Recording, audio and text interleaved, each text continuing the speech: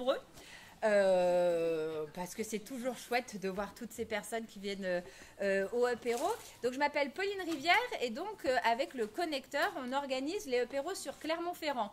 Parce qu'il y a plein de petits nouveaux. Juste pour rappeler rapidement ce que sont les apéros, ce sont des scènes ouvertes pour les porteurs de projets, pour qu'ils viennent présenter en 3-4 minutes leur projet de manière informelle et conviviale, les mains dans les poches. Et c'est porté donc bénévolement. Il y en a dans différentes villes. Il y en a à Moulins, il y en a à Vichy, il y en a à Ambert, à Thiers, à Murat, à Aurillac. On a même des organisateurs de apéros qui viennent au apéro des autres. Enfin, c'est complètement incroyable. Et n'importe qui peut venir, n'importe qui peut présenter son projet. Le but, c'est de le faire dans un temps court. Il y a ensuite quelques questions et ensuite, il y a ce qu'on appelle un micro ouvert, c'est-à-dire que n'importe qui est présent ici vient et a une minute s'il a envie de se présenter une actu, un événement et voilà, on enchaîne. Et après, la particularité des apéros sont les apéros qui viennent après, puisque on sait que c'est grâce au réseau que les projets se développent et qu'il n'y a rien de mieux qu'un petit verre et des échanges informels pour créer des liens. Les apéros, c'est un concept de Marc Auvergne qui soutient les apéros, qui permet de payer l'apéro. Mais là, c'est un apéro spécial, c'est un apéro magma. C'est tous les incubateurs et accélérateurs d'Auvergne qui se sont rassemblés pour proposer un poulain qui pitch.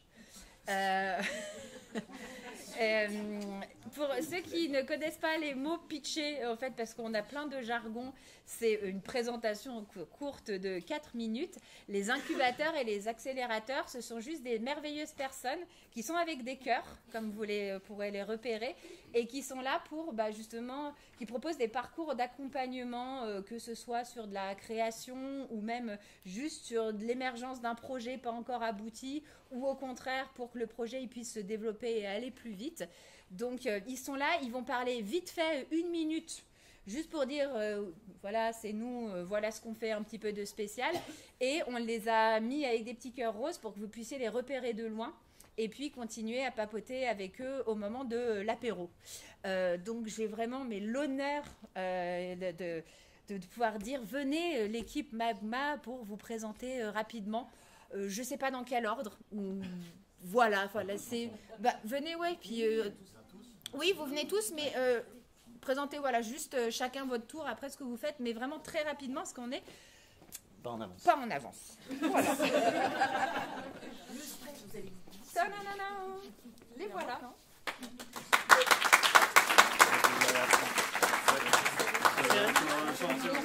Et il n'y a pas Myriam, il est où le village? Il est là normalement. Elle est aux toilettes. Non, Lucie n'est pas là.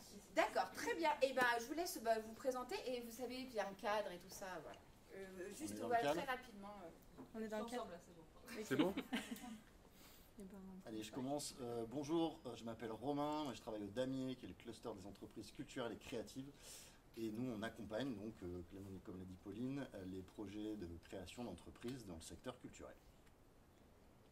Bonjour, je m'appelle Isabelle et je suis au sein de Clermont Auvergne Innovation, une filiale de l'université.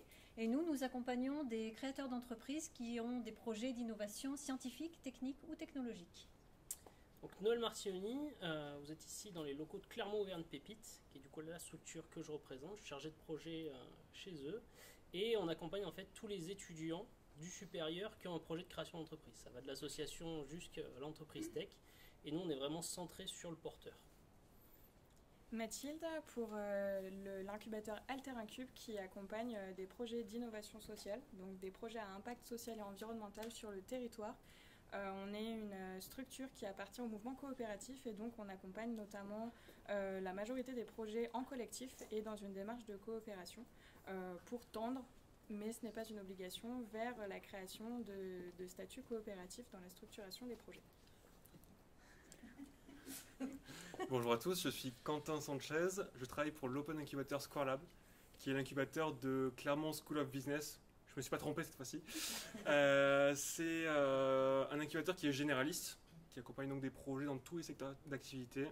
Peu importe le niveau de maturité, on les accompagne pendant 6 mois, de l'idée à la création. Et bonjour, je suis Myriam Chambon, je suis Startup Manager au sein du village Baïséa Centre France, qui est un accélérateur de start-up. Nous accompagnons les dirigeants d'entreprises innovantes durant un programme qui dure 24 mois. Et donc, sur les aspects de mise en relation et pour les aider à aller chercher des fonds également pour le développement de leur entreprise. Merci, vous êtes merveilleux. Et juste pour info, ils sont très très sympas et en fait, faut pas hésiter parce que même si même si votre projet parfois ne colle pas avec ce que fait cet incubateur-là, ils peuvent toujours vous envoyer vers d'autres structures. Et là, il y a aussi dans le public tous les gens avec des petits cœurs roses. Vous pouvez aller les rencontrer. Ils peuvent aussi vous aider si vous avez des projets. Il y a Valentin qui doit être quelque part là, qui a un petit cœur rose de la BGE. Il y a Clermont-Verne Innovation. Donc bref, il y a aussi d'autres personnes. Donc on va appeler, le premier projet, parce qu'on va continuer. C'est Franck qui va venir parce que là on a des projets, voilà, il a un call avec le Japon et du coup il faut qu'il passe rapidement. Du coup Franck, il est là. Ah, il est là. Sous les cheveux, s'il vous plaît. Mais j'ai pas mes lunettes, du coup je vois pas. Donc Franck, je vais te laisser la parole tranquillou. Tu as 4 minutes pour... et l'idée, c'est de présenter le projet et puis c'est surtout de présenter aussi pourquoi est-ce que tu as décidé de monter ce projet, qu'est-ce qui t'anime dans ton cœur d'entrepreneur. Ouais. En 4 minutes. Ouais. Très bien. Et j'ai un petit... donc quand je fais tit, c'est-à-dire qu'il faut s'arrêter. Il faut s'arrêter. Exactement. Voilà, c'est le stress. Là, la scène est à toi. C'est mon espace. Très bien. Et go. Eh bien bonjour, je m'appelle Franck, je dirige une entreprise qui s'appelle Studio Shrub, qui est donc une entreprise qui est dans la suite d'une entreprise qui s'appelait Shrub. Et comme toutes les entreprises pendant le Covid, on a dû se réinventer. Et nous avons eu la chance d'équiper un grand site de France, le Puy-de-Dôme, avec un système de jeu de pistes interactifs innovants qu'on a développé dans notre temps libre en confinement. Et puis ce système, il a été nourri par une expérience du groupe de l'entreprise qui est particulière. Nous sommes des rôlistes, nous sommes des spécialistes de l'écriture interactive. Et la particularité de nos parcours, c'est qu'ils permettent de vivre une expérience personnalisée en fonction de la personne qui le fait. Alors qu'est-ce que ça apporte ? Ça apporte un système ludique très intéressant qui permet de faire avec son smartphone des aventures amusantes dans un lieu extérieur, parce qu'on s'est concentré plutôt sur des jeux de pistes extérieurs. Ça permet également de créer des jeux de pistes culturels qui intègrent de grands éléments liés au lieu où on est, qui permettent de faire passer des informations aux enfants, qui permettent de faire découvrir des éléments. Et ça a été un projet extrêmement intéressant qui s'est déroulé à Rion pendant 2 années successives, dans lequel nous avons fait un immense jeu de piste qui a concerné 1500 familles qui ont fait plus de 14h30 de jeu les parties étaient vraiment incroyables, c'était coupé en parties d'actes. Ils se sont bien amusés. Donc pendant ces systèmes-là, on leur a permis de découvrir l'historique de Rion avec un point de vue que les enfants n'auraient pas aimé voir si ça n'avait pas été mélangé avec des éléments d'escape game, avec des éléments de jeu de piste, avec des éléments d'énigmes et de découverte. Aujourd'hui, comme je l'ai on a un petit projet avec le Japon et le Gabon qui se met en place. On va équiper le pavillon de l'exposition universelle du Gabon avec notre système qui va permettre aux gens de découvrir la richesse du Gabon, les ressources, les savoir-faire, etc. par un parcours interactif numérique qui donc perd son côté ludique mais intègre donc des éléments commerciaux, marketing et culturels à l'intérieur et permet de fournir des expériences personnalisées aux gens. Voilà, j'ai encore un peu de rap. Mais 2 minutes donc. Je parle trop vite peut-être. Alors, du coup, ce système, voilà, il fonctionne avec n'importe quel smartphone. Donc, à l'époque, c'était très intéressant, c'est Covid compatible. Et c'est également, en termes de structure, extrêmement intéressant pour tous les partenaires avec qui on travaille. On n'a pas à acheter de matériel, on n'a pas à louer de matériel, on n'a pas à fournir de matériel. C'est un système qui peut supporter toutes sortes d'éléments, vidéos, images, HTML animé, on va très très très loin. Et on a développé en interne tout un process de conception de scénarios interactifs. Parce que l'interactivité, ça peut coûter extrêmement cher dans un élément. S'il y a des gens un petit peu scientifiques dans le coin, la combinatoire, vous devez connaître. Si vous avez 5 personnages dans 5 lieux qui racontent 5 phrases différentes, on est déjà à 125 vidéos à réaliser. Sur Rion, on avait 1200 vidéos, 540 étapes différentes, 2160 parcours possibles différents. L'autre particularité, c'est que nous prenons en compte des éléments qui ont lieu dans le passé du parcours des gens. C'est-à-dire, par exemple, dans nos jeux, si vous rencontrez un personnage et que vous fâchez avec ce personnage, il va vous faire la gueule à la fin de l'histoire. Et ça, on est les seuls, a priori, en Europe à faire ça. On cherche beaucoup, on ne trouve pas d'autres personnes. Donc si vous entendez parler des gens qui font comme nous, avec des jeux de pistes à QR code, c'est qu'a priori, j'aurais mal fait mon boulot aujourd'hui, que je vous aurais mal expliqué. Voilà. Qu'est-ce qui m'anime ? Qu'est-ce qui m'anime ? La passion du transfert de la culture et du jeu, par le jeu, on va dire. Parce qu'effectivement, on a quand même constaté tous que l'attention des gens est en chute libre. On va appeler ça l'effet TikTok pour aller un peu plus vite. Aujourd'hui, un enfant, si vous faites une vidéo de 2 heures, même passionnante, il ne la regardera pas, c'est pas possible. En segmentant l'information par étapes et en se déplaçant entre les éléments, on a vraiment une capacité incroyable à transférer l'information. Et ça me plaît. Quand je croise une gamine de 8 ans qui me dit Eugène Rouher, c'est le gars qui était avec l'empereur Napoléon III, et c'est lui qui a fait le chemin de fer à Rion, et c'est lui qui a mis les tabacs à Rion, et en plus c'était trop bien, parce qu'après il était copain, et après c'est à cause de ça que Deuzé, on a fait les fontaines. Et moi, je suis heureux, parce que voilà, j'ai créé quelque chose qui apporte du savoir à des enfants, et ils s'en rendent même pas compte. Est-ce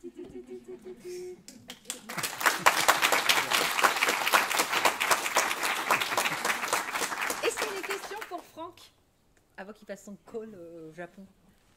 On lui pose une question pour la forme. Non, mais il y en a une. Donc toi, tu as été accompagné par quelle structure? C'est très important, par le damier. Donc d'abord, on a été incubé par le damier, avec un état un petit peu particulier, parce que nous, on avait déjà une structure légale existante, mais on était tellement en train de se réinventer que la nécessité de repasser en incubation s'est fait sentir. On a été très très bien accompagnés, on était très contents, et on a même le plaisir d'avoir été accepté la semaine dernière, maintenant comme adhérent permanent du damier. Et qu'est-ce que ça apporte? Ça vous a aidé sur quoi? Ça apporte sur énormément de choses. Alors moi, ce que j'ai déjà dit à d'autres occasions, que je vais répéter aujourd'hui, j'ai déjà fait des formations à la création d'entreprise, j'en ai fait plein. Moi, ça fait 20 ans que je suis entrepreneur. Mais les entrepreneurs, quand ils sont lancés dans leur activité, quand le temps passe, ils se rendent plus compte des fois qu'ils sont plus à jour. Ils savent plus ce qui se fait, ils savent plus ce qui se passe, ils sont tellement noyés dans leur activité qu'ils manquent de recul. Et de se faire réincuber, parce que vraiment le besoin, avec la réinvention de l'entreprise, c'était vraiment nécessaire, ça nous a permis de prendre un recul incroyable avec des choses qu'on croyait savoir, et pourtant les appliquait pas. Où on était dans une espèce de panade, on n'arrivait pas à s'en sortir. Et ce recul et cette bienveillance nous a permis d'avoir un regard beaucoup plus clair sur notre activité et de ne pas avoir peur de vraiment faire 2 pas de recul pour mieux sauter. Voilà. C'est très bien expliqué. C'est le bon ambassadeur. Ouais. C'est pour ça qu'il a été choisi. Est-ce qu'il y a une autre question que la mienne? Oui. Est-ce que tu as un site internet, Instagram, pour qu'on puisse voir les prochaines activités? Oui, alors on a Facebook, Instagram, site internet, vous cherchez Pulp Adventure. Pulp Adventure. Pulp Adventure. Pulp Adventure. Parce que c'est worldwide maintenant. Yes. Donc voilà, vous reconnaîtrez assez facilement le projet, puisqu'il y a ma bouille partout dessus. Dans l'entreprise, on est à la fois acteur, réalisateur, cinéaste, concepteur de scénarios interactifs, codeur. Sinon, ce serait infaisable au niveau financier. Donc, couteau hyper... Ouais, c'est une équipe de 8 personnes qui travaillent sur tout. Enfin, on est tous très polyvalents. Est-ce qu'il y a une autre question? Je vais pas faire plein de questions parce qu'en fait on a plein de projets et si on veut un petit open micro et boire un coup avant qu'il soit trop tard. C'est flatteur, c'est-à-dire que j'ai été à peu près clair. Donc voilà, super. Eh bien merci beaucoup Franck et bon courage pour le Japon. Voilà, avec le décalage horaire c'est un peu compliqué. Mais merci, j'étais content de pouvoir me présenter devant vous. Merci beaucoup. Merci.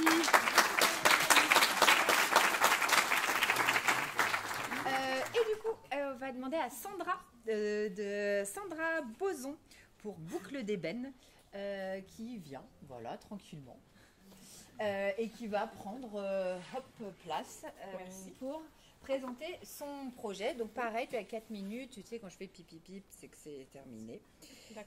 Et toujours très important de présenter le projet, et on le dit pas assez, mais nous, on est le connecteur, un média sur l'innovation et l'entrepreneuriat. Et on le voit quand même beaucoup, les projets qui émergent et qui se développent, c'est les porteurs de projets qui arrivent à raconter une histoire. Et c'est pour ça que sur les apéros, on demande aux personnes de présenter ce qu'elles font, mais aussi nous expliquer pourquoi elles le font. Parce qu'en fait, le sens que l'on met derrière le projet, c'est ce dont les gens se souviennent et c'est ce qui les démarque. Et c'est ce qui peut vraiment faire décoller un projet, c'est de savoir raconter la belle histoire qu'il y a derrière. Donc, je te laisse, 4, 3, 2, 1. C'est à toi, Sandra. Merci. Bonjour, je suis Sandra Boson et je suis porteuse du projet Boucle d'ébène. Alors, je vais vous emmener dans un monde qui vous est certainement inconnu, mais je pense qu'en une phrase, je vais arriver à vous faire comprendre. Le cheveu crépus est une affection congénitale à classer au chapitre des anomalies.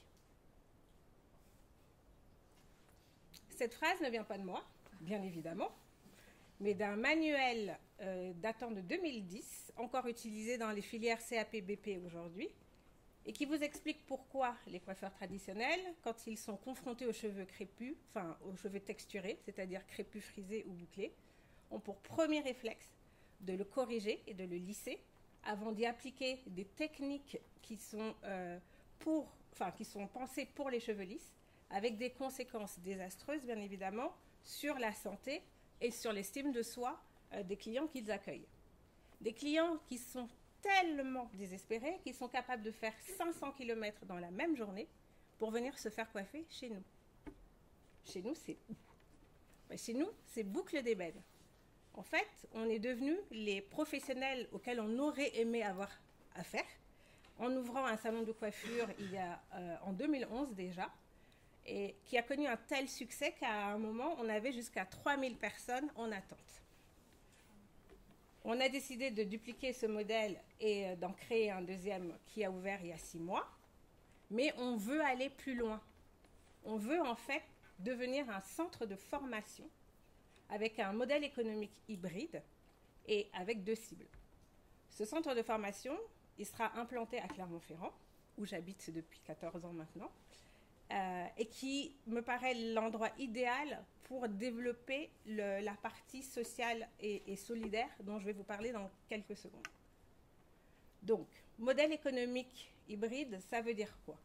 Ça veut dire que notre première cible, ce sont des coiffeurs traditionnels qui ont envie de vivre l'inclusivité dans leur métier et qui, par nos techniques et nos méthodes, vont pouvoir accueillir de manière compétente et bienveillante des porteurs de cheveux crépus, frisés ou bouclés.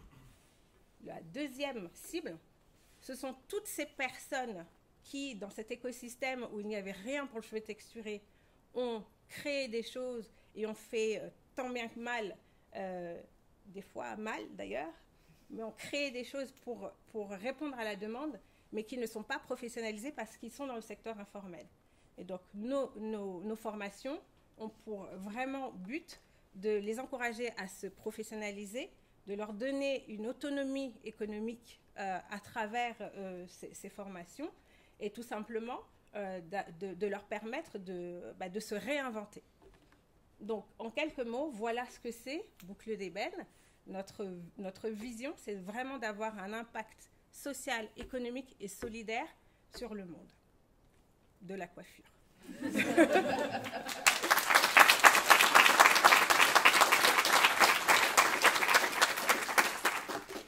Est-ce que vous avez des questions? Oui. Comment vous faites? Alors, de plusieurs manières, mais quelle est la question exacte pour que je puisse répondre de manière... Oui, la technique pour y arriver, pour faire... On est 3 dans le projet. Moi, je suis seule aujourd'hui, mais on est 3. Et mes 2 associées sont coiffeuses. Elles ont été formées en fait en Angleterre et aux États-Unis. Et elles ont développé leur propre technique en fait pour pouvoir proposer plein de choses qui n'existent pas en France en fait. Des coupes, de la coloration, enfin plein de choses en fait qui ne sont pas enseignées en école de coiffure. Et quand je parle de cheveux texturés, vraiment, il faut imaginer qu'il ne s'agit pas seulement de personnes noires ou afrodescendantes, mais vraiment de toutes les personnes aux cheveux non lisses qui ont des vraies problématiques chez les coiffeurs et qui ressortent en pleurant parfois. Et est-ce que vous avez développé une gamme de produits ou c'est des techniques? Alors, ce sont pour le moment des techniques. La gamme de produits arrivera quand on aura déjà fini la première partie. Mais oui. Est-ce qu'il y a une autre question? Oui. Et du coup, avec quel produit vous avez travaillé? Alors aujourd'hui, on a sélectionné souvent des marques américaines, mais également des marques françaises, parce qu'il y a de plus en plus de propositions et de produits de qualité. Donc ça, c'est une bonne nouvelle. En fait, c'est un secteur qui est en train d'exploser et ça, c'est super. Donc aujourd'hui, on a le choix dans les produits qu'on utilise. Mais oui, on a comme idée demain d'avoir une gamme. Oui. Vous allez chercher des cobayes pour votre centre de formation? Alors oui. Donc soit tu peux me scanner, soit tu me donnes ton téléphone tout à l'heure. Juste une dernière question et puis bien entendu Sandra sera à votre disposition au coin apéro tout à l'heure si vous voulez échanger avec elle. Mais qu'est-ce que ça t'apporte l'accompagnement Square Lab? Alors j'ai 2 accompagnateurs, j'ai Square Lab et j'ai Alter Incube aussi. Ah d'accord, bah alors du coup le double accompagnement. Alors Square Lab, ça m'a permis, en fait quand je suis arrivée, je ne sais pas où il est Quentin. La première question que Quentin m'a posée, parce que quand je suis arrivée, j'étais juste sur le centre de formation. Et je lui ai dit que j'avais 3000 clients en liste d'attente. La première question qu'il m'a posée, mais qu'est-ce que tu en fais de tes clients en fait? Oui, effectivement, le centre de formation, d'accord, mais il y a plein de demandes. Et c'est en fait avec l'accompagnement du Square Lab qu'on a ouvert le 2e salon, là, il n'y a pas très longtemps. Et ça, c'est pour la partie économique. Et pour la partie sociale et solidaire, j'avais vraiment besoin, et c'est Mathilde de Alter Incube qui m'accompagne sur ce sujet, j'avais vraiment besoin de comprendre ce que c'était que l'ESS. Elle m'a permis de comprendre qu'à Clermont, c'est la 2e région, il me semble, en matière de projets et d'acteurs. Et qu'en fait, il y a tout un écosystème qui va me permettre de développer cette partie sociale et solidaire qui nous tient tant à cœur. Voilà. Eh bien, merci beaucoup Sandra, c'était hyper clair, hyper intéressant. Je suis sûre que tu vas être scannée. Ouais. Donc, vous pouvez scanner Sandra. Voilà, il y a déjà des gens qui la poursuivent. Il faut faire attention, Gilles peut être mal perçu. Alors, je vais appeler, du coup, c'est un petit peu, je ne sais pas, c'est dans l'ordre comme ça, Féronide. Simon, où est Simon? Ah, il est là. Il est prêt. Je ne sais pas s'il est prêt, mais il est là en tout cas. Féronide, je vais te laisser présenter. J'ai pas envie de divulgacher l'essence du projet. Ouais. Tu as 4 minutes pour le présenter. Et puis, c'est tout. C'est tout? Voilà. C'est parti. Alors, il faut que tu te mettes. Voilà. Je vais me mettre là. Tu vois, il faut toujours regarder Lola quand elle te fait des petits gestes comme ça. C'est que tu es mal placé. Bien, d'accord. Oui, parce que c'est donc. Je vais faire attention. Vous pouvez re-regarder par pur plaisir après. En tout cas, merci, bonjour. Donc nous, on est Clermont-Auvergne Innovation. On les remercie beaucoup parce qu'ils nous ont aidés dans les financements du projet, notamment au début. Donc nous, on est Féronide. On est là, pourquoi? Parce que on a développé une application. Donc on va parler ferroviaire déjà. Donc le ferroviaire, qu'est-ce que c'est en France? C'est 29 000 km de lignes. Donc on est un réseau, un des plus grands au niveau monde. Et il faut savoir qu'un rail, c'est une durée de vie limitée. Donc ça dure 30 ans et après il faut le remplacer. La moyenne d'âge du réseau français, c'est 29 ans. Donc on est vieux aujourd'hui, il faut nous renouveler. Et donc pour ça, l'État français investit chaque année environ 6 milliards d'euros. Voilà. Et donc ces 6 milliards, qu'est-ce qu'elle fait? On va prendre des entreprises pour venir faire la réfection des voies et les renouveler. Donc qu'est-ce qui se passe quand on a une entreprise qui arrive? Elle va avoir un cadre. Et notamment, elle va avoir une deadline, donc une date de rendu du chantier. Et cette date de rendu de chantier est très très importante parce que si jamais elle la dépasse, qu'est-ce qui va se passer? On peut avoir des pénalités de retard. Elles peuvent monter, tenez-vous bien, à 1 500 € par minute. Donc on peut vite rembourser une maison, on va dire. Donc il faut faire attention. Donc qui gère quand une entreprise a ce genre de chantier? On va avoir un conducteur travaux ou un directeur d'exploitation qui va venir gérer les aléas du chantier. Donc si jamais on a une panne de train ou d'autres matériels, des absences d'opérateurs, ça peut être le conducteur de train également, ou si on a besoin d'une équipe supplémentaire pour tenir les délais. Aujourd'hui, comment ça se passe? Eh bien aujourd'hui, le conducteur de travaux ou le directeur d'exploitation, encore une fois, va prendre son téléphone et va appeler les copains qu'il connaît. Donc c'est des appels, ce qu'on va qualifier, chez nous, de non ciblés. Donc il peut passer beaucoup de temps au téléphone, donc c'est chronophage, et derrière on se rappelle des 1500 € par minute, donc du coup une charge psychologique qui peut être intense. Il peut passer comme ça plusieurs semaines à passer des coups de fil, donc c'est pas productif. Donc dans l'idéal, qu'est-ce qu'ils veulent? Eh bien ils aimeraient pouvoir, dans le monde le plus beau du monde, dans le plus beau des rêves, c'est pouvoir communiquer rapidement sur leurs besoins ou sur leur disponibilité, avoir une visibilité sur les besoins du marché et les prestations qui sont disponibles sur le marché. Et la pierre angulaire qui est très importante, c'est l'anonymat, parce qu'ils ne veulent pas donner leur plan de charge à leurs copains. C'est normal. C'est la concurrence. Donc nous, Ferronide, qu'est-ce qu'on a fait? Eh ben, on a pris ces caractéristiques et on a développé une plateforme de mise en relation qui permet de rapidement envoyer au secteur du ferroviaire l'annonce, communiquer rapidement et recevoir des chiffrages pour communiquer, pour passer un appel ciblé cette fois-ci avec une personne qui potentiellement en face a une ressource et passer moins de temps à la recherche de solutions sur ce type de chantier. Voilà ce qu'on fait. Donc nous, on est là pour accompagner les femmes et les hommes de ce domaine-là qui sont là pour renouveler aujourd'hui notre parc de rails qui doit être remis au goût du jour pour un petit peu, on parlait d'égalité, mais bon, l'égalité des transports du territoire. Et en Auvergne, on est bien placé. Qui n'a jamais rêvé, ici dans cette salle, de faire un Clermont-Paris dans de bonnes conditions et arriver en temps et en heure? Voilà. Et personne. Du coup, pourquoi? Pourquoi on a fait ça? Josquin, pourquoi on a fait ça? Et là, je vous présente Josquin. Oh, il arrive, il y a un... Eh oui, c'est chaud. Ah ouais, on est comme ça chez Ferronide. C'est de l'improvisation. Voilà. Pourquoi on a créé cette entreprise? Déjà parce qu'on est un groupe d'amis, on est 4 associés, amical, on s'entend bien. Et surtout, moi j'ai la passion du ferroviaire, j'ai plus de 12 ans d'expérience dans le domaine. Et d'accompagner en fait mes anciens homologues et mes anciens concurrents dans la transition numérique, c'est vraiment nécessaire aujourd'hui. Qui, comme on le dit si bien, ils facturent tous en fait leur chantier sur un tableau Excel qui est non sécurisé, etc. Et donc on a à cœur de ce projet-là. Voilà, et donc on leur apporte. Donc c'est Josquin qui a eu un peu l'idée de cette partie-là. Et moi de mon côté, j'ai travaillé pour 3 startups, 2 à Clermont, 1 à Paris. Et voilà, quand j'ai écouté l'histoire de Josquin, j'ai trouvé ça intéressant. Du coup, j'ai fait le porteur de projet et pour mener à bien cette entreprise, tout simplement. Parce que le train, c'est sympa. Merci. Au revoir. Maintenant, pour répondre aux questions, Est-ce que vous avez des questions? Oui. Ah, oui. Ah mince.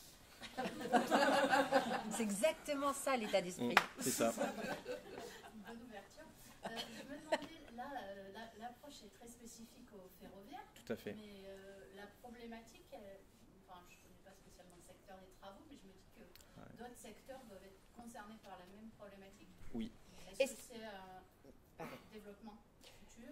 Est-ce qu'il y a d'autres secteurs qui sont même problématique, qui sont concernés par la même problématique? Parce qu'on n'entendra pas la question. Oui, c'est vrai. Oui, en effet, pour effectuer des chantiers SNCF, donc ferroviaires, il faut des entreprises privées spécifiques, donc il faut du TP, il faut du BTP, il faut de la prestation de sécurité. Donc en fait, notre plateforme rassemble l'ensemble des acteurs majeurs dans le BTP français d'aujourd'hui. C'est ça. Et après, à côté de ça, on commence à arriver dans l'environnement, donc tous ceux qui font du débroussaillage, etc. Et là, on commence à voir des pistes sur des chantiers RTE, ce genre de choses.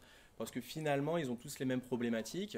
On le sait, mais il fallait attaquer le sujet par un endroit et on se spécialise là-dedans. Et après, on commence à faire du développement un peu horizontal par opportunisme.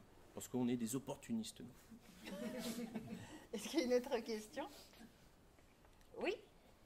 Est-ce qu'en fait, vous mettez en relation, par exemple, la SNCF avec des entreprises générales du bâtiment, ou est-ce qu'il faut qu'elles soient quand même spécifiques dans le ferroviaire? Vous avez parlé du BTP. Ouais. On va dire que tout de suite, on se concentre secteur par secteur, mais en effet, il y a des entreprises du bâtiment qui pourraient très très bien faire des réfections de quais, etc. Donc, c'est complètement faisable. Aujourd'hui, ce n'est pas le cas, clairement, on va être honnête, mais c'est dans les projets, en tout cas, c'est dans les tuyaux. Voilà. Il y avait une autre question. C'était la même? D'accord, c'est merveilleux. Et du coup, pareil, la question, qu'est-ce que ça vous apporte un accompagnement Clermont vers l'innovation? On voit Philippe, on voit Isabelle. C'est sympa, on a du café. Alors nous, on est très friands de café, donc déjà de base, on vient prendre du café. Mais non, surtout, c'est avoir des conseils. Bien choisi. Ah oui. Et non, c'est surtout d'avoir déjà sortir la tête de l'eau, avoir un regard extérieur, c'est très très important parce que nous, dans le bureau, au final, qu'est-ce qu'on fait? Féronide, à un moment donné. C'est bien d'avoir quelqu'un qui nous dit prends du recul par rapport à ça, ralentir. L'entrepreneuriat, c'est des moments qui sont très très chouettes, c'est des moments qui sont un peu moins bien, donc c'est aussi une oreille, mine de rien, c'est important. Et derrière, nous, c'est surtout les financements, hein, c'est le pognon, quoi. Voilà. C'est qu'on va chercher avec eux, quoi. Merci Simon. C'est ça que tu voulais dire? Ah oui, c'est exactement ça. Merde. Et toi, Josquin, du coup? Le fric? Non, oui, le fric. Non, surtout l'accompagnement. Hein. C'est vrai que l'accompagnement, on en a tous besoin, surtout quand on est débutant dans l'entrepreneuriat. Mais quand on n'a pas du tout forcément le profil d'un entrepreneur. Et donc, on les remercie vivement de tout ce qu'ils ont fait déjà et tout ce qu'ils vont nous faire demain. Voilà. Merci à vous. Oh, voilà. C'est du message d'amour. C'est beau. Beaucoup d'émotionnel. Merci beaucoup. Et l'équipe Féronide sera à votre disposition également si vous voulez papoter avec eux. Alors, je ne l'ai même pas vue. Juliette, es-tu là? Ah oui. Hop. Du coup, pour le projet, je ne vais pas le dire, design et création de vêtements accessibles unisex pour toutes les morphologies. Du coup, tu as 4 minutes pour te présenter le projet. Et donc, hop, nana, et go. Bonjour à tous, moi c'est Lisandre Delahaye. Je pense que je vais enlever ça, ce sera plus simple.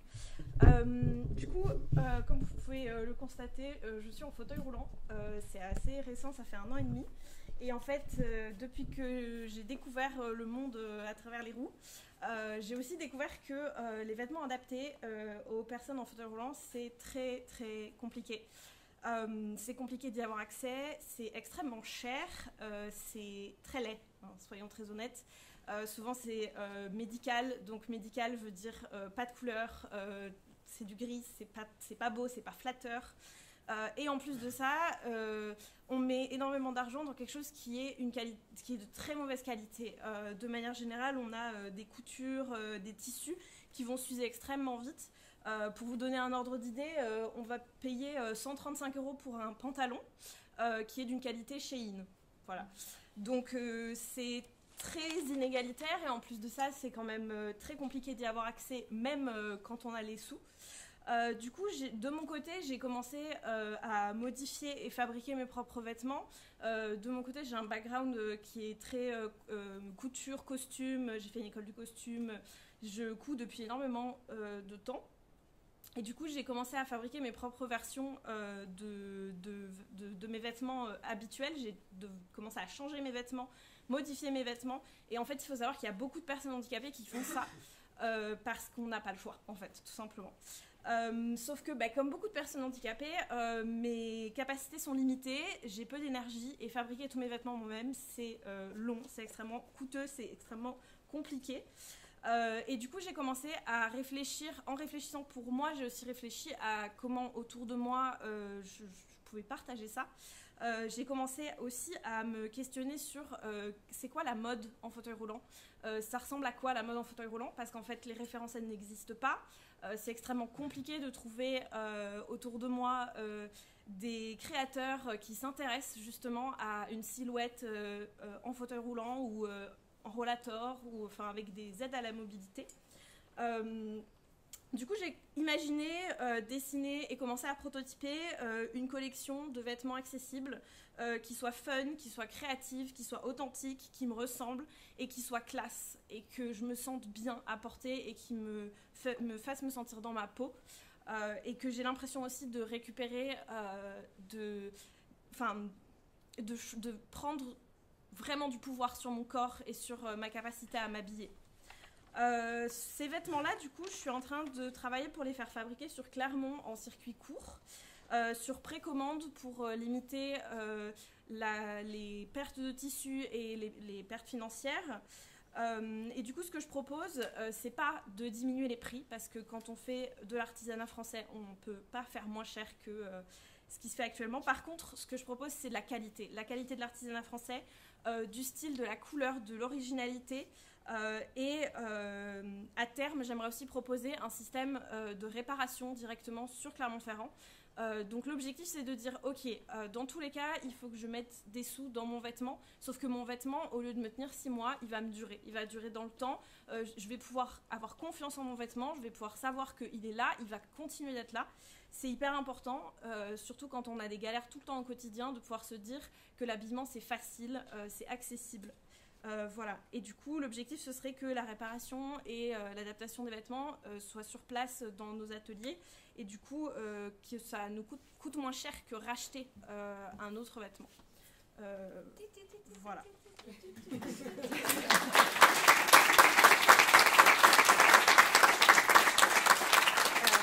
Merci, du coup, timing parfait. Est-ce qu'il y a des questions? Oui. Est-ce que tu t'es rapproché de notre entreprise de Clermont-Ferrand? Ouais, en fait, je vais sous-traiter ces 2 créatrices qui vont fabriquer pour moi, en fait. Je vais m'occuper de la partie design et de toute la gestion des commandes, etc. Et elles s'occuperont de leur côté de la fabrication, ce qui, moi, m'est pas possible actuellement. Voilà. Oui. Oui. J'adore ta chemise.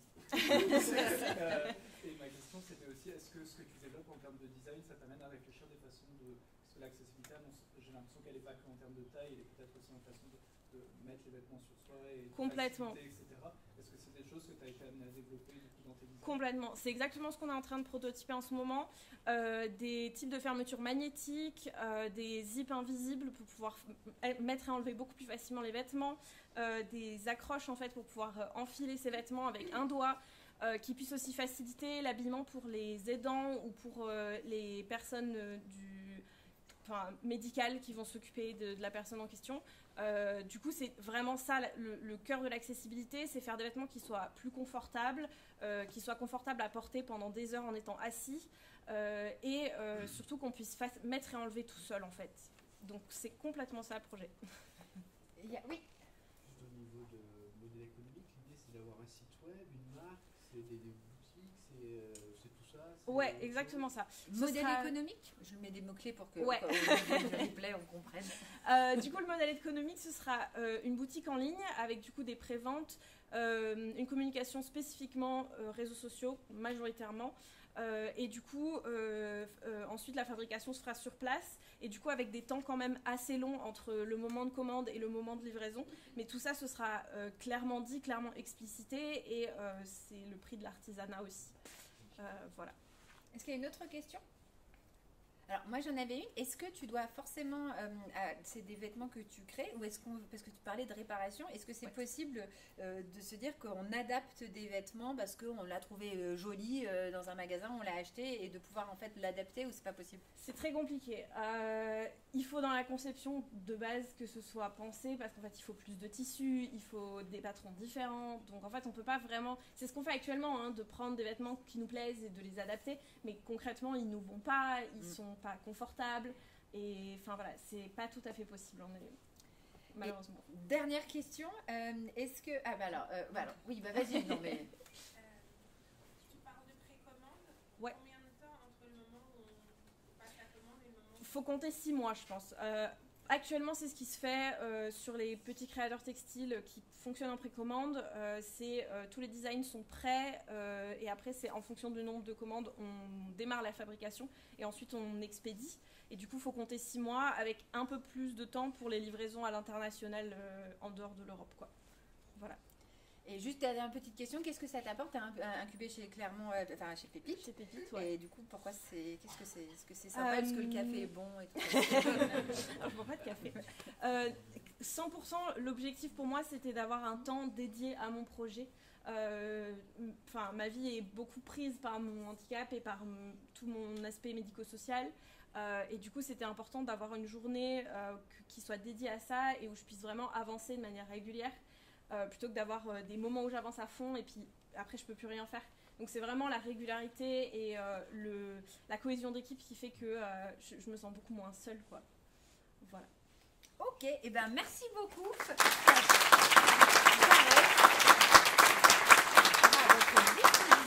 À côté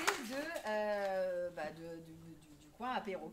On va appeler maintenant Claire Kefala pour le projet Toi-même. Je sais pas, mes lunettes, du coup, tout était un petit peu flou. Hop. Je vais pas le présenter, je vais te laisser le faire. Hop. Yop. Et donc, tu as aussi 4 minutes. Ça marche, et merci. donc, go, parce qu'on est complètement à la bourre. Go. Quand on m'a proposé de venir présenter le projet Toi-même dans une soirée qui était placée sous le thème de l'égalité, j'étais un peu étonnée parce qu'une des valeurs fortes de notre projet, c'est plutôt la personnalité de chacun, la singularité de chaque individu. Et puis finalement, en réfléchissant, je me suis dit que le thème de l'égalité, il pouvait quand même dire quelque chose de notre projet. Donc me voilà avec vous ce soir. Je m'appelle Claire Kefalas, je représente l'association Toi-même qui est basée dans le Puy-de-Dôme. Nous allons créer une colocation accompagnée pour 8 personnes atteintes d'une maladie neuroévolutive de type Alzheimer, mais atteintes jeunes. Alors jeunes pour ces maladies, ça veut dire atteintes à moins de 60 ou 65 ans. Pourquoi la priorité à ce public-là ? Eh bien parce qu'en fait, en France, il y a 32 000 personnes de moins de 60 ans, on ne sait pas trop, mais qui sont atteintes de maladie d'Alzheimer. Et pour ces 32 000 personnes, lorsque la maladie progresse et que ces personnes ne peuvent plus rester chez elles, eh bien en France, il n'y a que 2 établissements spécialisés, soit 80 places. Pour toutes les autres, en gros, ce qu'on va leur proposer, c'est l'EHPAD. Voilà, entrer en EHPAD à 55-60 ans, en gros, à mon âge. Ça veut dire se retrouver avec des résidents de 85-90 ans, une génération d'écart. Donc on met tout le monde en difficulté, aussi bien les personnes malades que leurs proches, que les professionnels de santé, ça on l'a un peu moins en tête, qui ne sont pas du tout prêts ni formés à l'accueil des résidents de cet âge-là. C'est donc pour contribuer à répondre à ce besoin que nous avons créé l'association Toi-même. La maison Toi-même, ce sera donc une colocation pour 8 personnes. Les colocataires, ce sera les personnes malades. Elles disposeront d'une chambre individuelle chacune. Elles pourront la meubler avec leurs meubles de chez elles. Elles pourront être visitées autant qu'elles le voudront par leurs proches. Elles seront sollicitées à la mesure de leur capacité pour participer aux activités du quotidien. Alors les activités du quotidien, c'est celles qui ont du sens pour faire tourner une maison, c'est-à-dire participer à la cuisine, gérer son linge, participer au jardin, aller faire les courses. Bref, le maître mot de ce lieu, ce sera le plus possible comme à la maison. Alors on disait égalité, comment ça boucle là ? Parce que pour nous, c'est bien une question d'égalité au sens d'accessibilité ou de non-stigmatisation que de pouvoir vivre dans un petit collectif, dans une ambiance familiale, dans une maison, même quand on est atteint d'une maladie neuroévolutive non curable. Pour nous, c'est aussi une question d'égalité, de pouvoir recréer son chez-soi quand on a dû le quitter. Pour nous, c'est aussi une question d'égalité de pouvoir recevoir ses proches quand on le souhaite, de pouvoir être associé à des activités de la vie quotidienne. Voilà, donc depuis 2 ans et demi, création de l'association, on a bien avancé. L'année dernière, l'association a été reconnue d'intérêt général. On a obtenu du financement pour l'ingénierie du projet de la part de France Active, de la part de la Fondation des Petits Frères des Pauvres. Sur le plan immobilier, parce qu'il y a une maison, donc il faut un immobilier, on est en partenariat opérationnel avec Habitat et Humanisme. Si tout va bien, en 2025, le projet va rentrer dans une phase beaucoup plus opérationnelle pour une ouverture de la maison en 2027. Voilà, merci beaucoup pour votre attention. On a besoin de faire connaître ce projet, on a besoin que vous en parliez, on a besoin d'adhésion dans l'association. Et puis, je suis à votre disposition pour continuer sous la forme de questions-réponses. J'ai aussi des petits flyers, si vous le souhaitez. Voilà, merci beaucoup.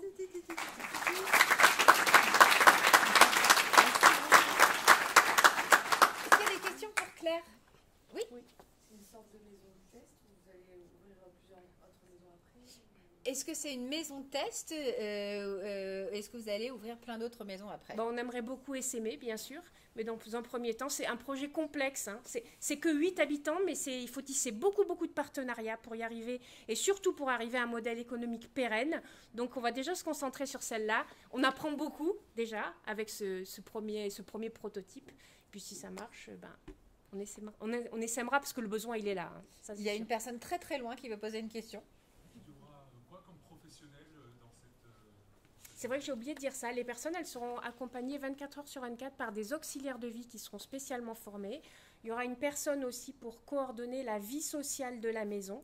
Et après, l'idée, c'est vraiment que la maison, elle soit ouverte sur le territoire. Je n'ai pas parlé d'inclusion dans le territoire, mais c'est fondamental. Et donc, il y a des associations, des bénévoles qui viennent dans la maison. Est-ce qu'il y a une autre question? Oui. Comment vous définissez les critères d'intégration? Vous avez parlé de l'âge. Oui. Il doit sûrement y avoir un degré de pathologie Oui. Alors, c'est pas tant un degré de pathologie, c'est une pathologie spécifique parce que nous ne serons pas un établissement. Ce ne sera pas un établissement médicalisé, c'est une maison. Donc, on est dans l'habitat. Donc, il y a des formes de ces maladies où il y a beaucoup de troubles de comportement. On est en lien avec le CM2R, donc le CHU de Clermont-Ferrand. Et avec eux, l'association et eux, on choisira des personnes qui ont envie de ce projet solidaire, parce que c'est déjà ça, c'est la première chose, et surtout dont la pathologie est compatible avec une maison qui, à la base, n'est pas médicalisée, mais qui fait appel aux ressources paramédicales et médicales du domicile. Je ne sais pas si ça répond à votre question. Partiellement. Oui. Oui.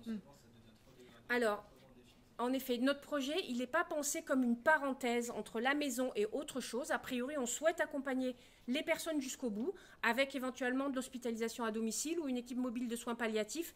Mais il est vrai qu'on posera dès le début avec les familles les conditions en disant on ne peut pas vous promettre qu'on accompagnera votre proche jusqu'au bout parce que la fin de vie, elle est individuelle et différente pour chacun. Et il faut que tout le monde reste confortable autant que possible. Est-ce qu'il y a une autre question? Moi, la question, justement, c'est pourquoi, en fait, avoir décidé de mener... qu'est-ce qui a fait émerger ce projet? On va dire que c'est un parcours de vie. On va dire aussi que c'est sans doute l'aspiration qu'on a, sans doute, de façon assez partagée, à finir nos jours chez nous. Ça, tout le monde le dit, tout le monde le souhaite. Et donc, quand c'est difficile parce que la maladie est là, comment est-ce qu'on recrée quelque chose qui se rapproche le plus possible d'une ambiance de domicile? Ok. Est-ce qu'il y a une dernière question? Oui. Oui. En fait, c'est une maison de plein pied, c'est un immeuble, c'est comment... Alors, si tout va bien, on l'a, la maison. J'attends d'un jour à l'autre la dernière confirmation. Ça sera un plein pied avec un parc derrière, parce que l'idée, c'est aussi que les personnes puissent rentrer, sortir librement sans qu'elles butent sur une porte fermée. Donc voilà, ce sera un plein pied avec un parc derrière et a priori, c'est à Billon. Oui, dernière. Qui est ton incubateur? Ah oui. Alors, il y en a deux. Il y a eu Coco Shaker dans un premier temps, on s'est rencontrés là. Et depuis très peu, il y a Alter Incube, voilà, depuis peu de temps. Et en quelques mots, qu'est-ce que ça apporte de se faire accompagner? Ça apporte déjà de la confiance en soi par rapport à la posture de l'entrepreneur, ça apporte de la visibilité et ça apporte surtout un ancrage territorial. Merci beaucoup. Et donc, pareil, je vous laisse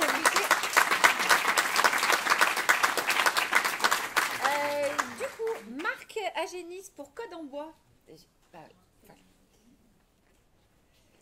Donc, pour pas l'oublier, accélérer au village Baïséa. Voilà, pour ça je mets le...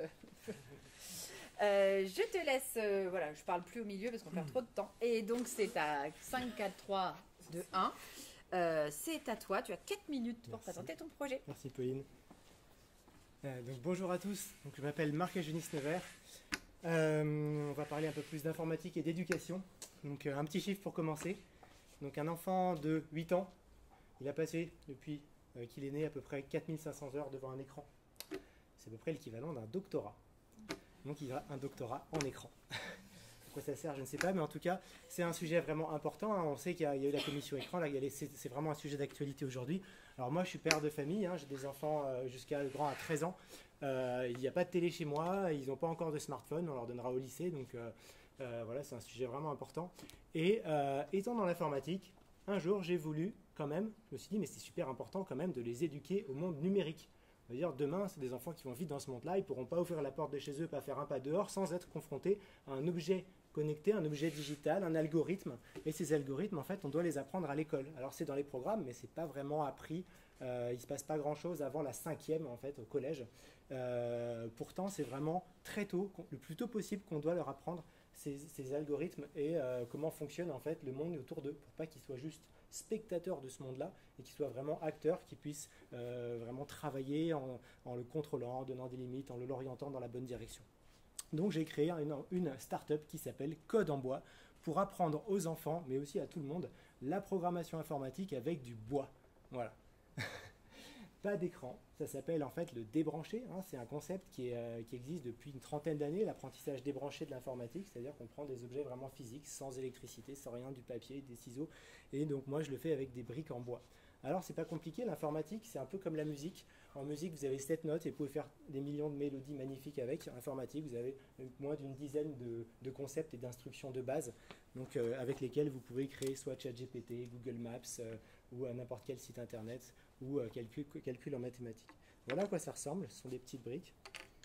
Alors c'est sous la forme d'un jeu, donc on va les imbriquer les unes dans les autres, ça va donner un ensemble d'instructions, donc un programme qu'on va réaliser au tableau en classe ou chez soi sur une table, et c'est très rigolo, les enfants adorent. On passe des heures à l'école à faire ces algorithmes, ces programmes et à apprendre en même temps.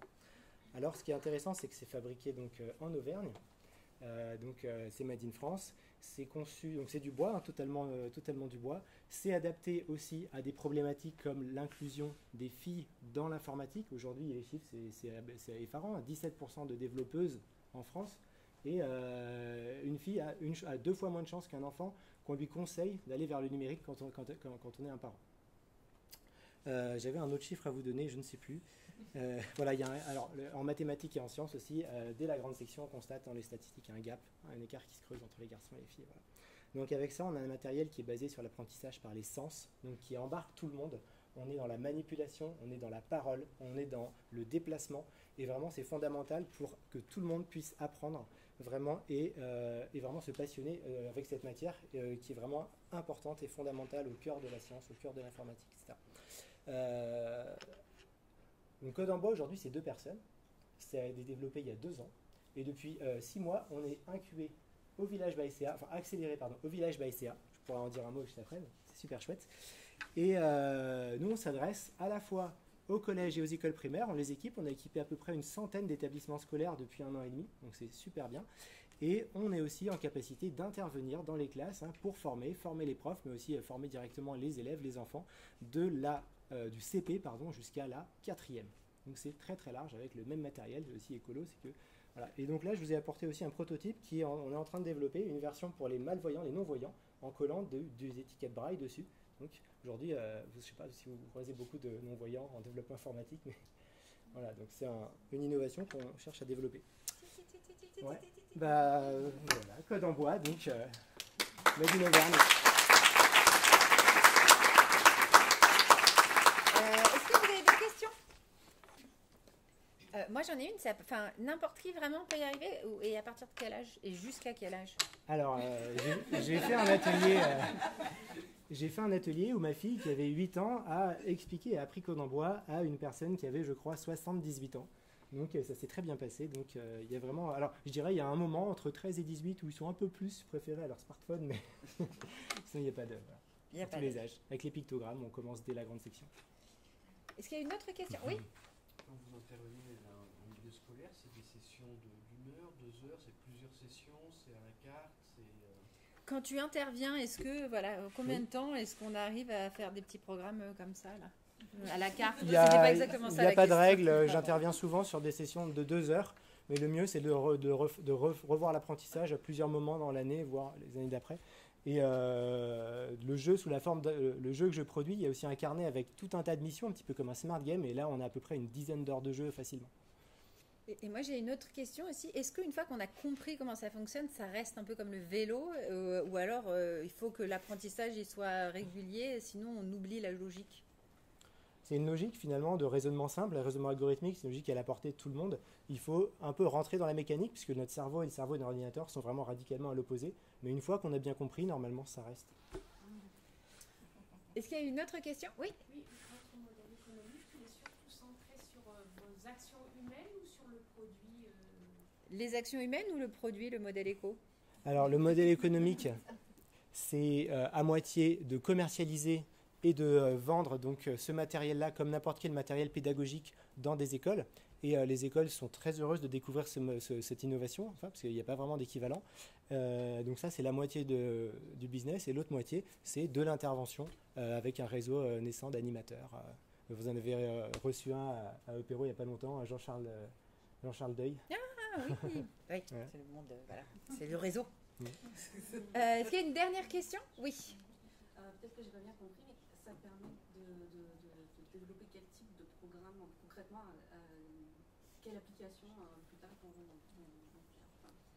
Alors, quel type de quel est l'univers dans lequel on travaille avec les algorithmes, avec ce matériel ou c'est ça? Mais qu'est-ce que c'est?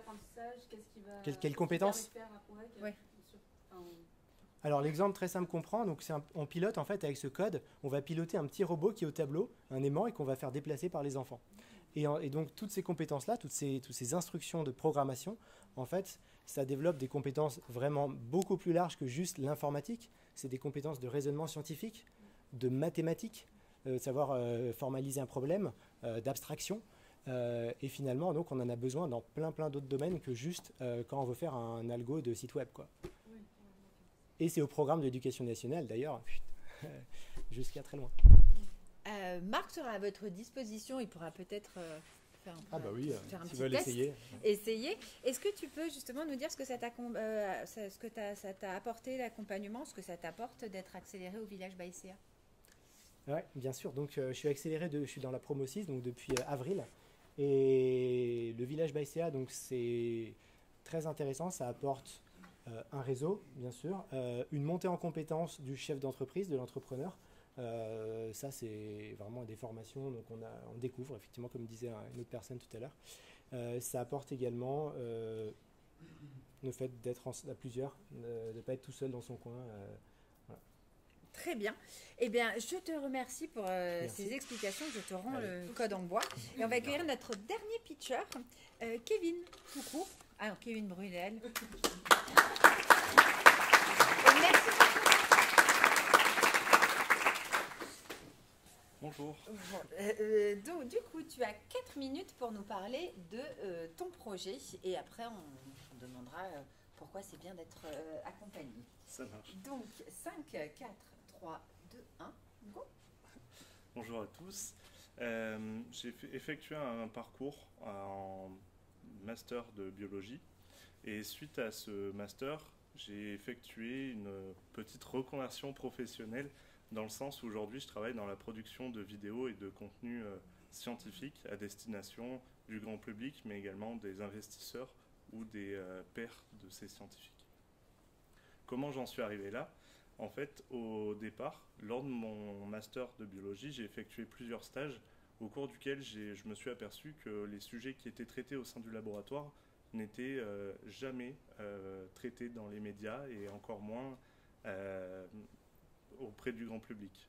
C'était fait lors de conférences avec des publics réduits ou alors dans des articles de presse souvent maladroitement. Donc, du coup, je suis parti de ce postulat-là et je me suis dit, est-ce qu'on ne pourrait pas faire de la communication par les scientifiques pour les scientifiques? Et donc, je me suis spécialisé dans la production de vidéos et de contenu visuel, de la photographie.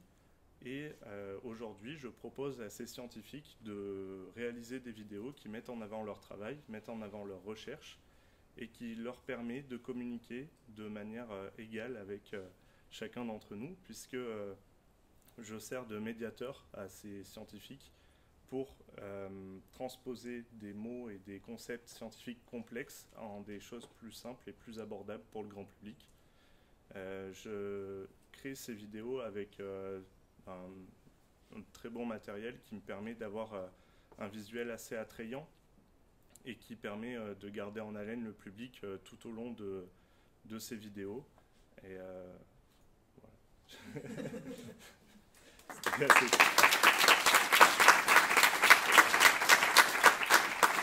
Est-ce qu'il y a une question? Oui. Ces vidéos, elles sont diffusées du coup sur quel support? Sur des réseaux privés, sur des réseaux publics, sur des... Où est-ce qu'elles sont diffusées?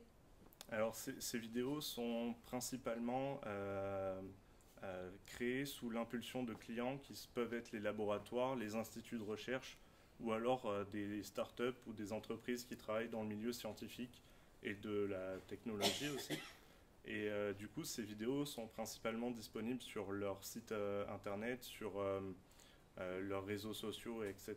Moi, je ne suis pas un média, je suis juste le créateur de ce média.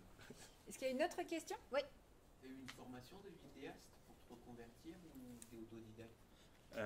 Un peu des deux. J'ai beaucoup utilisé les contenus qui étaient mis à disposition sur les réseaux, donc principalement YouTube.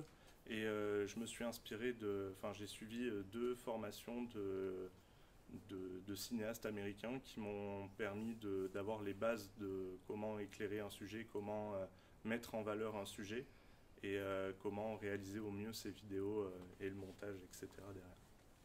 Oui, tout au fond et après juste là. Ouais. C'est les entreprises qui donnent le contenu des vidéos, parce qu'il y a un grand écart entre, par exemple, le monde scientifique et le monde de l'investissement. Donc à chaque fois, en termes de savoir, tous ces apports-là... Eh bien, du coup, ces vidéos sont co-créées. Moi, je vais d'abord rencontrer l'entreprise avec laquelle on va établir un script et on va établir les sujets de cette vidéo, quelles personnes ils souhaitent viser, et moi, je vais les orienter en fonction de leur cible, en fait. Je vais vraiment utiliser leur contenu et le transposer à destination du public. Est-ce qu'il y a... Oui, oui, pardon. Oui. Du coup, mais concrètement, qu'est-ce qu'il y a dans les vidéos? C'est des images des labos? Il y a quoi dedans? Ça va être... on va prendre une interview, classiquement, et ensuite on va la découper et on va caler des images des gens qui travaillent par-dessus pour expliquer des concepts. On va pouvoir aussi également apporter de l'animation sur des concepts qui sont plus compliqués à expliquer ou pas possible de filmer, hein, parce que l'échelle microscopique, c'est assez compliqué à filmer. Donc c'est tous ces aspects-là, on les travaille en collaboration avec le client pour répondre au mieux à son besoin.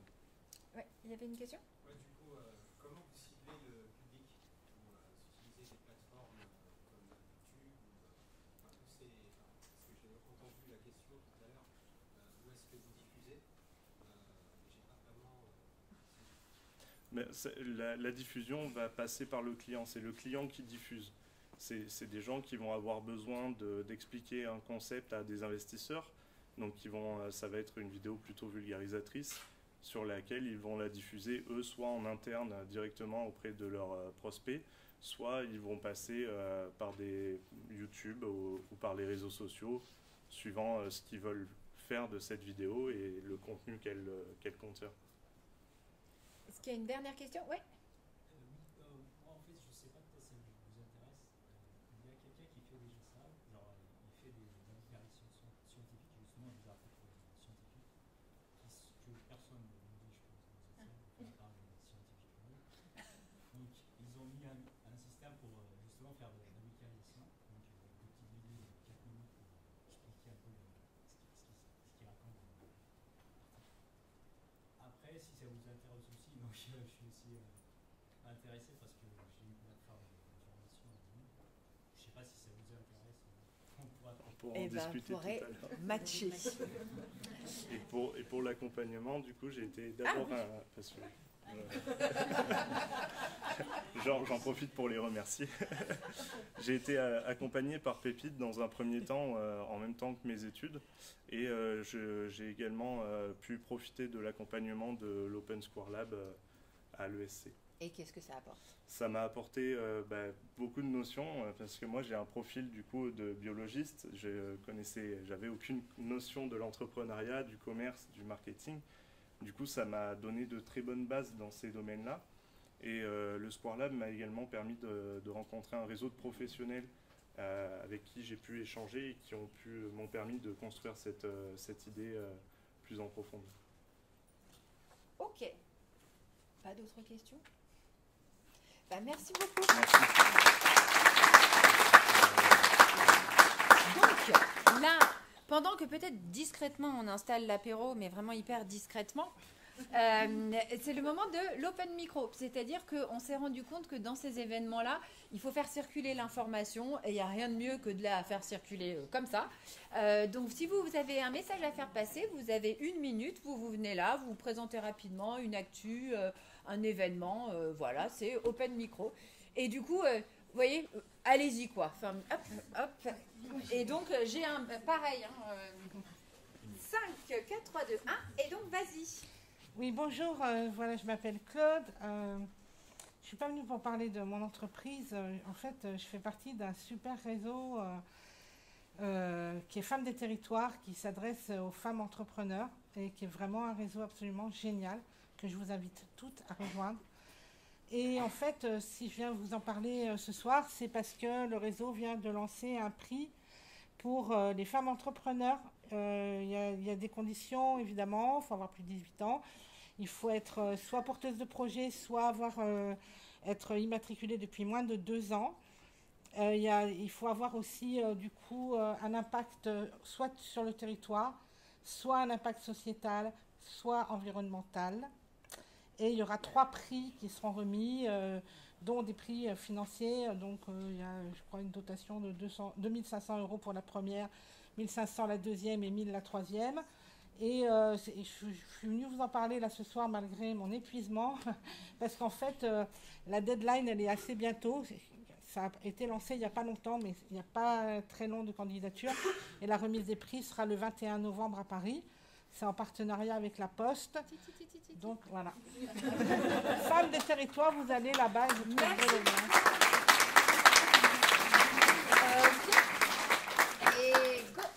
Bonsoir, Mehdi Keladi, je suis éducateur spécialisé de formation. J'ai bossé un peu plus de 15 ans donc dans diverses institutions, dont 10 ans en pédopsychiatrie. J'ai développé pas mal de choses, j'ai vu qu'il y avait pas mal de besoins, mais qu'on manquait énormément de moyens. J'essaye de développer tant bien que mal des choses en lien avec d'autres institutions, des partenaires, le département, etc. C'est pas toujours évident. Je propose des accompagnements directement aux familles dans de la résolution de conflits et des accompagnements pour des personnes qui ont des besoins spécifiques. Donc c'est des accompagnements à chaque fois individualisés. Je propose également aux institutions des ateliers d'écriture. Pour les jeunes, des ateliers d'éducation financière aussi. Et voilà. Et n'hésitez pas. Éducare, Mehdi Keladi. Merci beaucoup.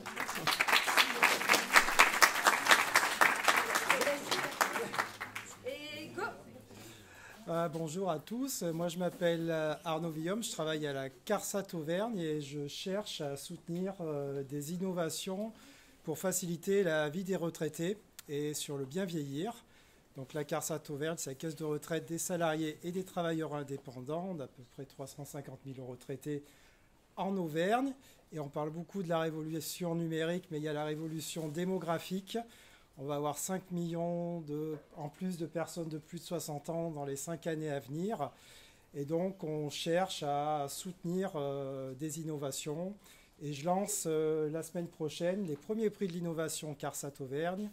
5 prix qui peuvent aller de 5 000 à 20 000 € pour favoriser le développement de porteurs de projets sur 2025.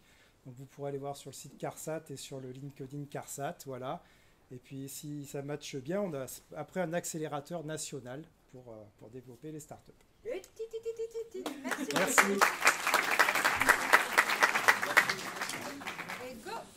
Bonjour, donc moi c'est Gaël de l'atelier de Malosa. Alors je vous informe que le festival Connexion du Puy-de-Dôme, organisé par le département, commence à la fin du mois. Et donc il y aura plein d'animations sur tout le département, dont une petite dizaine que j'organise. Sur quel sujet? Sur le numérique, excusez-moi. Merci beaucoup.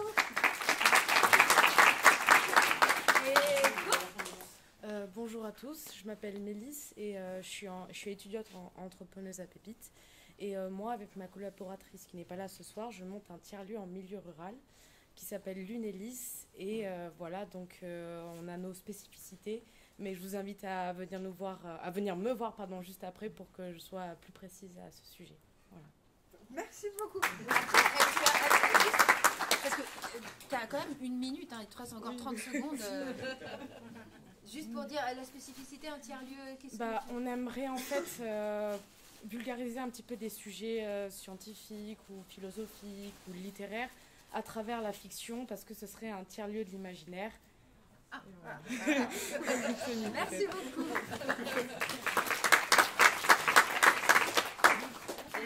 Super, bonjour à tous, je suis ravi de prendre la suite parce que moi je co-préside un tiers-lieu qui est dans Clermont-Ferrand qui s'appelle Liotopie depuis 6 ans. Je vais rendre mon mandat dans 1 semaine, donc je peux déjà vous inviter à l'Assemblée Générale Ordinaire qui a lieu mercredi prochain, qui sera très sympathique. Je vous présente ça aussi parce que Liotopie, c'est une association qui, au départ, était étudiante, qui de plus en plus s'est implantée dans un quartier qui est aussi résidentiel et qui a fait évoluer son projet. Maintenant, il y a une cantine solidaire partagée, il y a une programmation solidaire queer, il y a énormément d'événements très chouettes qui se passent tout le long de l'année. Et là, une démarche dans laquelle on s'est engagé, c'est la démarche d'espace de vie sociale, qui est une démarche d'ouverture à différents publics. Et j'inviterai effectivement tous les partenaires qui sont là ce soir et qui sont venus parler d'égalité, qui est un vrai sujet qu'on essaie de traiter à Liotopie autour des questions d'inclusivité, à venir discuter avec plaisir avec moi sur toutes les opportunités qu'on pourrait avoir pour faire de beaux projets territoriaux qui résonnent avec tous les publics de Clermont-Ferrand. Merci beaucoup. Et go! Bonjour, c'est Anaëlle, aux Allées Web. Je me suis lancée il y a quelques mois pour concevoir des sites web responsables à destination des acteurs de la gastronomie et du tourisme durable. Et j'essaye de construire mes sites web pour qu'ils soient accessibles à la prise en main pour les clients, pour qu'ils puissent mettre à jour eux-mêmes leur contenu, et toujours dans une démarche responsable, donc d'éco-conception, etc., mais avec des pratiques accessibles à tous. Et là, en ce moment, je réfléchis à mettre en place des ateliers de sensibilisation ou d'accompagnement pour que les gens puissent mettre en place eux-mêmes, avec plus d'autonomie, ces sites web. Et donc, je recherche un petit peu quels sont les besoins, les contraintes, les attentes sur ce type d'atelier pour le public. Voilà. Donc, merci beaucoup. Et go! Bonjour, moi c'est Boudima. Donc, moi ici, je ne sais pas si c'est votre cas. Regardez par exemple des formations en ligne. À la fin, on pige pratiquement rien, peut-être 20% ou 10%, ou au mieux 30%. Donc là, School Cool, c'est SKOOL, KOL. Donc ça a pour objectif de pallier ce problème. Donc, disons, comment régler ce problème, c'est justement en faisant plus d'interactivité, comme notre entrepreneur qui a parlé tout à l'heure pour le problème d'attention. Donc on essaye de régler ce problème d'attention en faisant du jeu. C'est-à-dire il faut avoir de la formation, oui, mais il faut faire de la pratique, de la révision, et aussi il faut intégrer du jeu. Donc c'est la seule façon de pouvoir faire face à l'émergence des réseaux sociaux et de pouvoir pas les contre-attaquer, mais c'est juste pour... Oui, donc, ok. Bah, merci.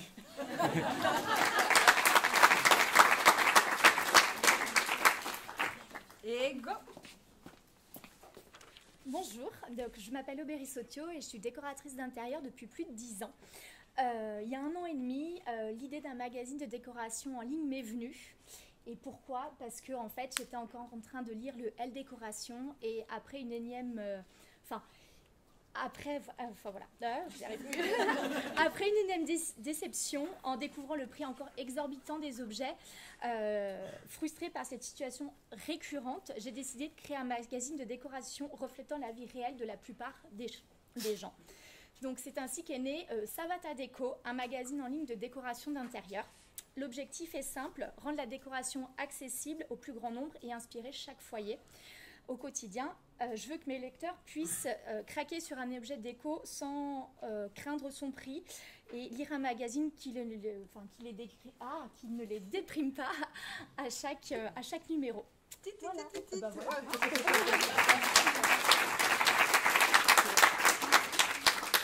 Et go!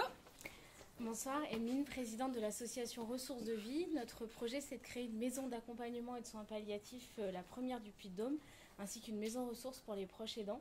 Donc on parlait d'égalité, 50% des patients qui en ont besoin n'ont pas accès aux soins palliatifs, donc ne sont pas accompagnés pour leur fin de vie.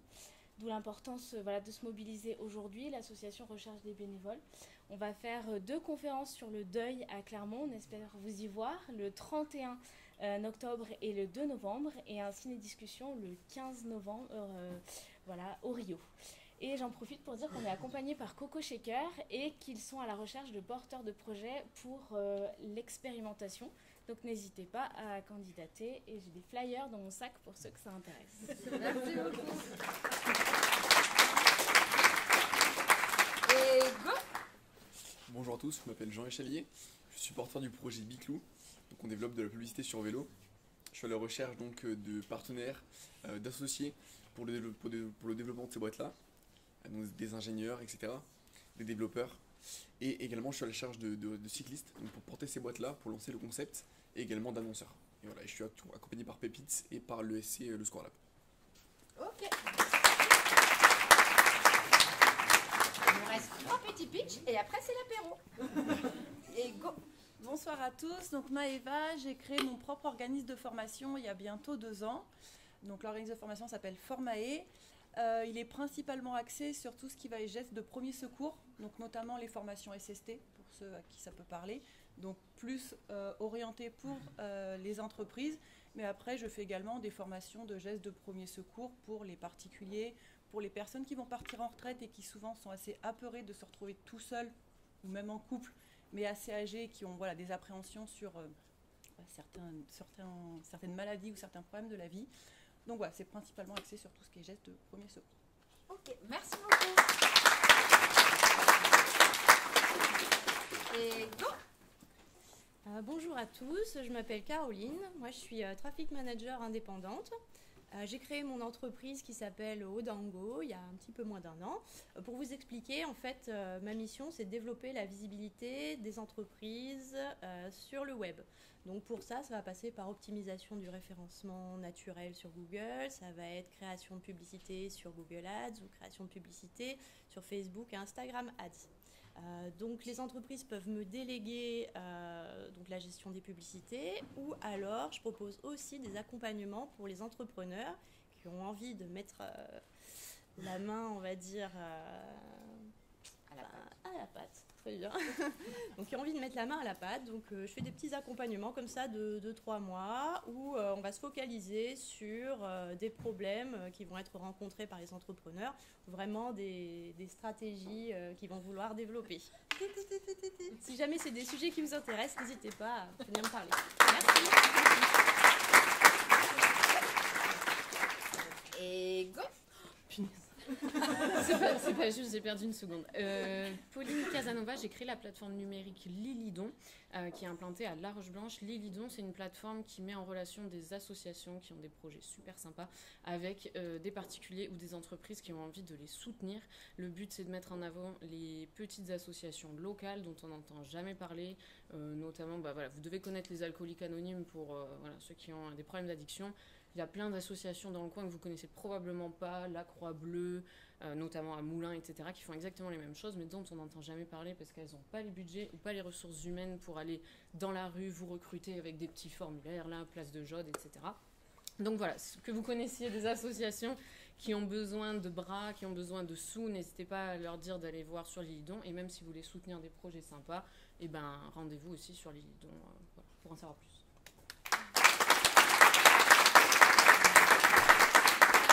Et voilà, c'est l'open micro qui se termine. J'ai beaucoup de compassion pour ceux qui sont debout depuis tout à l'heure. Merci beaucoup d'être venus si nombreux et d'avoir aussi partagé toutes ces infos. On va faire la retranscription aussi de ces infos-là, donc ça permettra de savoir un peu tout ce qui s'est raconté si vous voulez reprendre contact. Merci beaucoup à nos partenaires, mais merci beaucoup à la Maison de l'Innovation et à Pépite là, qui nous accueille dans leur espace. Et comme on vous le disait, un apéro, il y a une sorte de petit jeu de mots, ça veut dire qu'il y a apéro. Donc c'est le moment de boire un verre et de poursuivre les échanges. Et n'hésitez pas à aller voir toutes les personnes qui ont des cœurs, mais n'hésitez pas à aller voir toutes les personnes qui ont des petits carrés bleus parce qu'elles sont également merveilleuses. Voilà, merci beaucoup. Merci Pauline.